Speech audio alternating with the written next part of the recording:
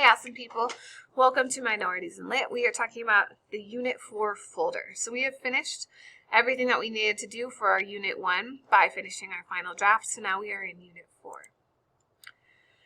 Unit 4 has 3 activities and a final. Activity 1 is stories, starting with what is a cuento. We have a journal which asks about your all-time favorite story. Your job is to post a response with your all-time favorite story and what you liked about it. Then the next thing is a discussion where you talk about common stories and you look from the journal before and see if there are some things that we have in common. What I've noticed in class today is that many of us like stories with supernatural elements, with gods and goddesses, mythology in general, or just supernatural situations where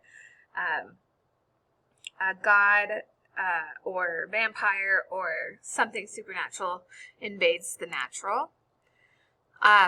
We read through these sources. In our Cuentos assignment here, you read through source 1, 2, 3, and 4. And then based on these 4 sources and their legitimacy, you take a guess regarding what a cuento is. So start here and make sure you get that done and turned in before you go to the next activity, which is a spoiler alert, and gives you the definition of cuentos. Because cuentos are stories that teach us a lesson about the world. And so your job is to read this definition here for more information, so I don't give you too much of a spoiler alert, but only after you do this activity here with the cuentos.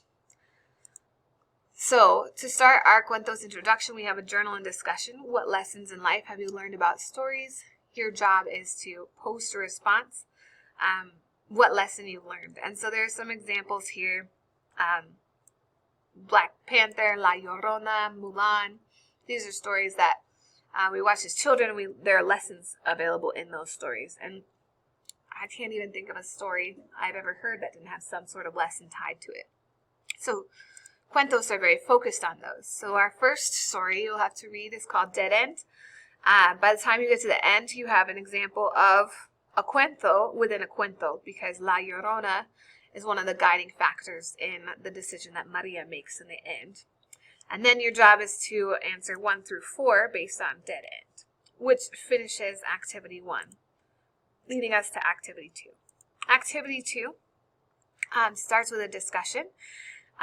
If you went missing,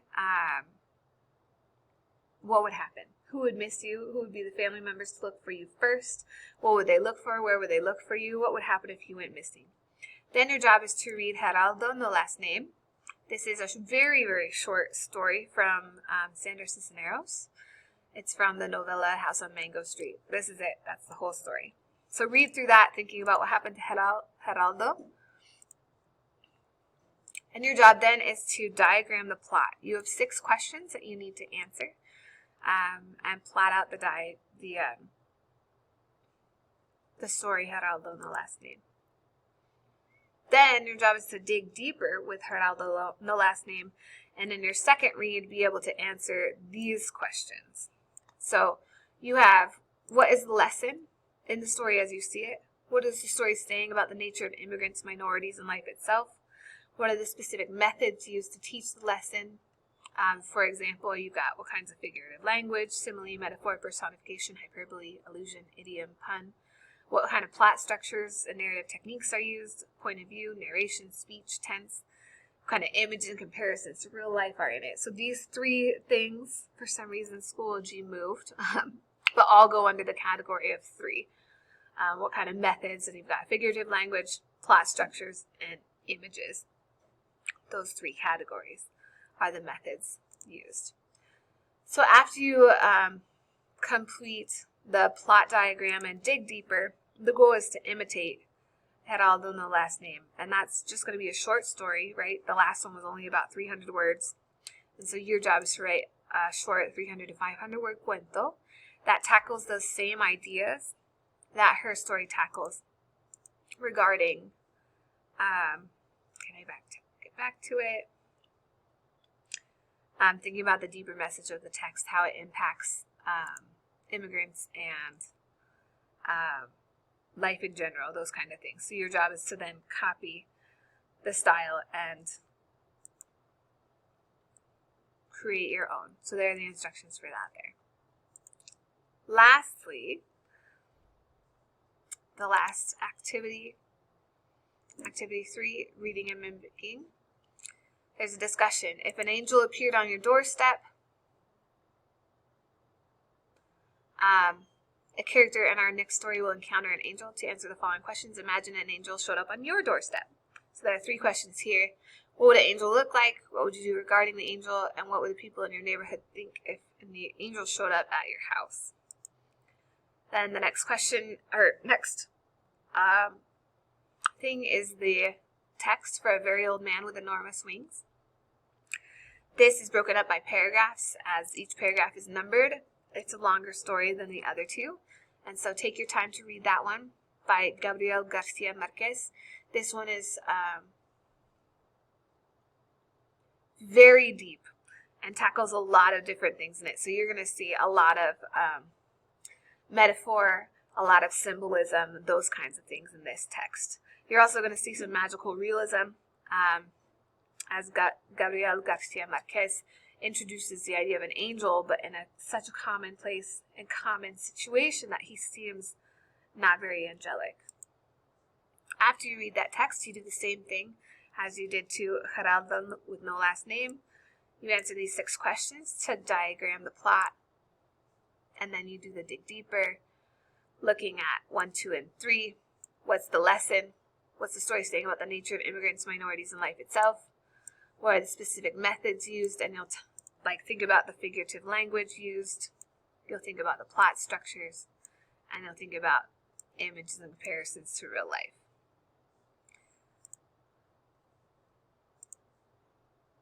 And that's where that one ends, because our final then is actually mimicking that text. So your job is to mimic in a 300 to 500 word cuento. The idea is presented in the magical realism story from Gabriel Garcia Marquez in Very Old Man with Enormous Wings. And you're going to pay close attention to making sure it's edited, revised, and adapted as necessary, and tackling similar topic that interests you.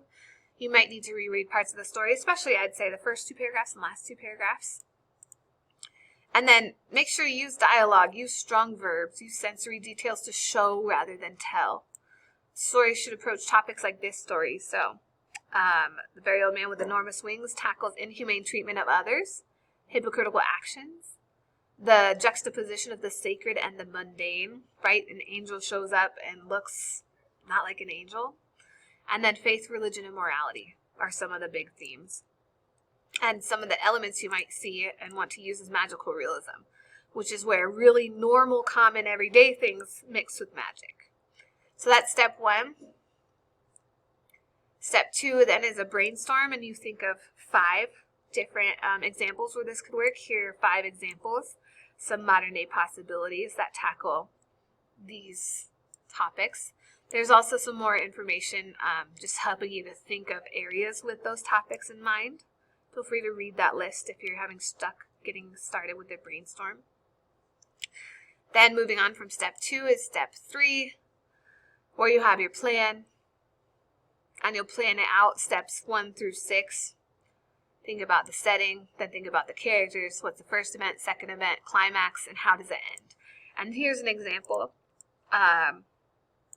where the story is about Trump and the ghost of Martin Luther King Jr. having a conversation. So it takes place in the White House gardens, specifically paying attention to the 5 senses that could be at the White House gardens. And then what characters are there? Obviously, bodyguards will be around if the President Trump is there. And then Martin Luther King Jr. comes. So Trump will walk to his seat, he'll sit down, and then Martin Luther King Jr. comes up and sits next to him and starts a conversation about what Trump's doing for the betterment of humanity. And then Martin Luther King Jr. challenges him about improving the lives of his people. And then it will end with Martin Luther King Jr. disappearing and Trump having to think about those questions. So this is just an example that came from, obviously, our step 2 of brainstorming. That was the 5th brainstormed idea. So Remember to read through these. Once you've finished your plan, you'll be able to write your rough draft, edit your rough draft, and be able to turn in a final draft. So your final draft will look like a story. It will look like a narrative. It will be 300 to 500 words. So that's what your final draft looks like in Minorities in Lit. And that takes us out through the rest of the quarter. So as always, if you have questions, feel free to shoot me an email.